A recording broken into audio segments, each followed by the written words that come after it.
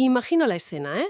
Ruinas mayas impresionantes, templos que surgen así de repente de la selva. Cuando los exploradores del siglo XIX se toparon con esto, la pregunta fue, bueno, inmediata. ¿Quién construyó estas maravillas? ¿De dónde salieron? Claro, es que el impacto debió ser tremendo. Totalmente. Y para explorar esa pregunta, hoy nos vamos a fijar en los escritos de viajeros, de eruditos europeos de esa época. Gente fascinada, claro.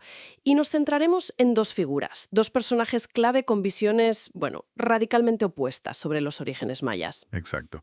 La idea es entender cómo se fueron formando esas primeras teorías, ¿no? Ver cómo, partiendo de la observación, a veces se llegaba a especulaciones bastante imaginativas. Y esto reflejaba no solo el asombro, sino también las ideas de la época, los prejuicios, como el etnocentrismo. El etnocentrismo, ¿explica un poco eso? Pues, esa tendencia a mirar otras culturas desde la perspectiva de la tuya propia, ¿sabes? Y a menudo pensando que la tuya es superior, claro. Interpretarlo todo bajo ese prisma. Entendido. Bueno, situémonos un poco. Siglo XIX. La expansión europea, política comercial, pues abrió las puertas, ¿no? A territorios que antes eran casi desconocidos para ellos. Sí, y eso permitió que exploradores documentaran ruinas, costumbres, pero, como decías, casi siempre desde una perspectiva muy eurocéntrica. Buscaban explicaciones que les cuadraran a ellos. Claro. Y de ahí salieron teorías iniciales, bueno, algunas bastante llamativas. Se empeñaban en buscar los orígenes mayas fuera de América. Ah, sí. ¿Cómo cuáles? Pues mira, algunos pensaban en los cartagineses, otros en romanos. Fíjate, Fray Gregorio García Ordóñez y Aguilar Calderón. Otros ya más, digamos, fantasiosos, hablaban de supervivientes de la Atlántida, como Dupeix. De la Atlántida. Vaya. Sí, sí. E incluso se miró a Oriente. Se sugirieron lazos con la India, con los hebreos. Waldeck, por ejemplo, todo muy influido por esa corriente del orientalismo, esa fascinación, a veces idealizada por las culturas de Oriente.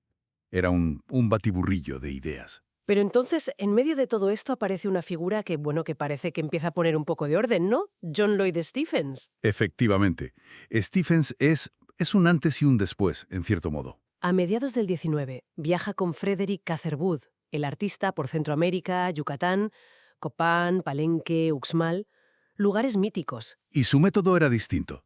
Sí, eso es. Descripciones súper detalladas, minuciosas y acompañadas por los dibujos de Catherwood que eran increíblemente precisos, y luego daguerrotipos. Claro, de las primeras fotografías. Documentación visual de primera mano. Y aquí viene lo interesante, lo que de verdad cambia las cosas. La gran conclusión de Stephens, basada en lo que vio, fue que los constructores de esas ciudades antiguas eran los antepasados directos de los indígenas que él mismo estaba conociendo. Exacto. Una idea que hoy nos parece obvia quizás, pero en ese momento fue rompedora. Totalmente. Iba contracorriente. Se fijó en parecidos físicos, ¿eh? Comparó esculturas con la gente local, algo que ya había apuntado Galindo antes que él, de hecho. También vio similitudes en la arquitectura, recogió leyendas locales como la del enano de Uxmal. Todo apuntaba a una continuidad cultural. Y muy importante, rechazó las comparaciones fáciles con Egipto, ¿verdad? Fundamental. Dijo explícitamente, esto no es Egipto. Señaló diferencias claras, por ejemplo, en la forma y función de las pirámides. Argumentó a favor de una originalidad americana. Vale, tenemos a Stephens con los pies en la tierra, digamos. Pero frente a él, Augustus Le Plongeon. Le Plongeon. Otro personaje fascinante, pero por razones muy distintas. Exploró Yucatán unas décadas después que Stephens, ¿no? Y también usó la fotografía. Sí, sí, claramente influido por Stephens en el método de campo. Tenemos fotos de su esposa, Alice Le Plongeon, trabajando allí, y él descubrió y fotografió la famosa escultura del Chacmul en Chichén Itzá. ¿Pero sus interpretaciones?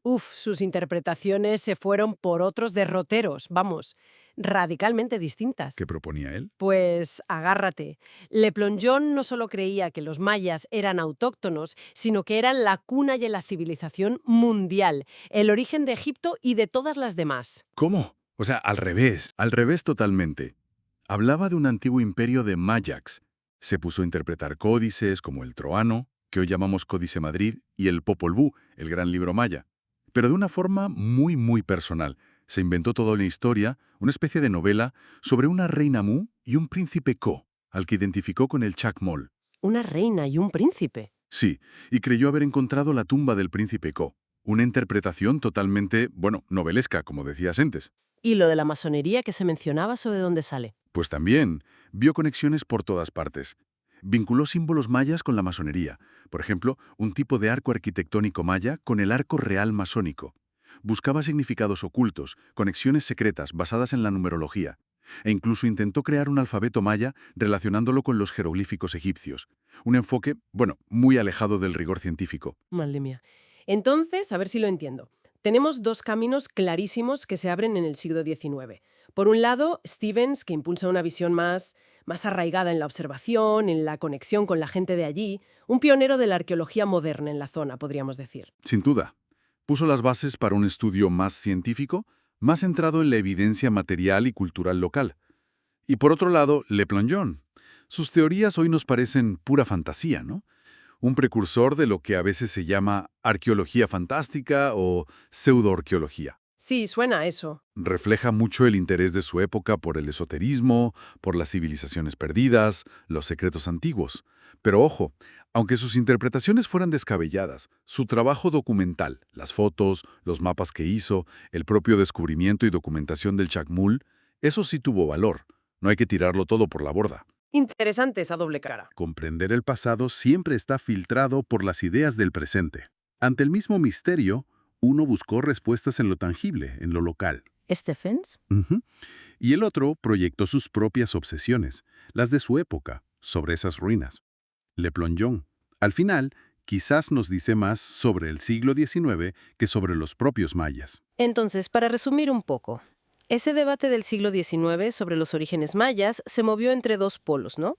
Por un lado, buscar conexiones familiares con el viejo mundo, a menudo por esa visión etnocéntrica que comentabas. Claro, intentar encajarlos en la historia conocida por ellos. Y por otro lado, empezar a reconocer la originalidad, el genio propio de esta civilización mesoamericana, que es lo que defendía Stephens. Exactamente. Esa fue la gran tensión. Y esto nos lleva a una reflexión final quizá. Estas historias nos recuerdan que interpretar el pasado nunca es objetivo del todo. Siempre hay un filtro. Claro. Y más allá de reconocer los sesgos del pasado, como el etnocentrismo o las fantasías de Le Plongeon, ¿cómo influyen hoy nuestras propias perspectivas?